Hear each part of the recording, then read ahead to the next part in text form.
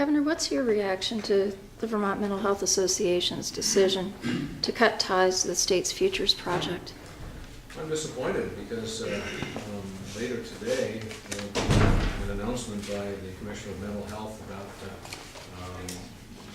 further implementation of the Futures program. I should say at the outset that I'm disappointed, as disappointed as anyone at the pace of getting to the future. It was 5 or 6 years ago that I said we've got to close the state hospital in Waterbury and deploy a different array of resources to help our neighbors who are suffering from mental illness. And I've been disappointed that the process hasn't been more expeditious. But we do have a plan.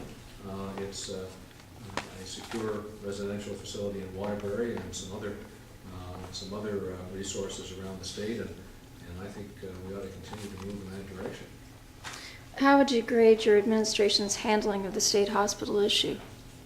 I think we've done a good job.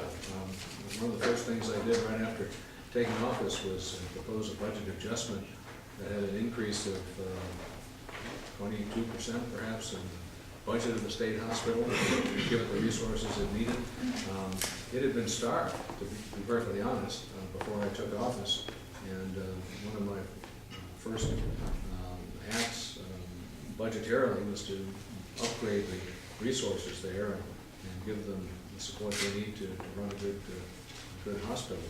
As you know, the hospital was decertified by the federal government. We've been working hard ever since then to gain recertification, and we'll continue to work in that direction. We have to. We're losing $8 or $9 million a year in Medicaid funds because it's not Medicaid eligible now. But I think we've done a good job. It's been difficult achieving a consensus with the mental health advocacy community on what direction to go, but we have a futures plan, and I think we're going to get there. Did you expect the hospital to maybe be closed by the time you left office? I hope so, to be perfectly honest. We had a number of ideas that haven't panned out, as I'm sure you know, both in terms of subacute facilities and other resources, but we've got some great partners with whom we've been talking over the last year or two, and I think Commissioner Hardman makes a presentation later today. You'll have a lot of information on the clarity of our plan and how we're going to pay for it. You say that you think that the department and the administration has done a good job on the state hospital, but I have a hard time squaring that with the difficulty of getting recertified. Every 6 months or a year, it seems as though there's, well, we're almost certainly going to get recertified, and then the deadline comes and there's some other problem. How do you explain that in your own mind? Because the federal government, to be perfectly honest, keeps moving the goalposts. And I've expressed my frustration directly and strongly to officials at the Department of Health and Human Services about the fairness, the lack of fairness in the way that we've been treated.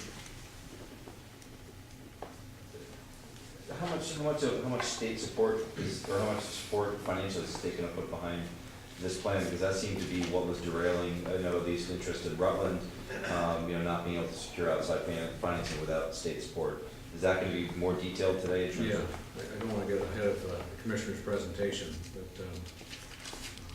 you'll have quite a lot to say shortly.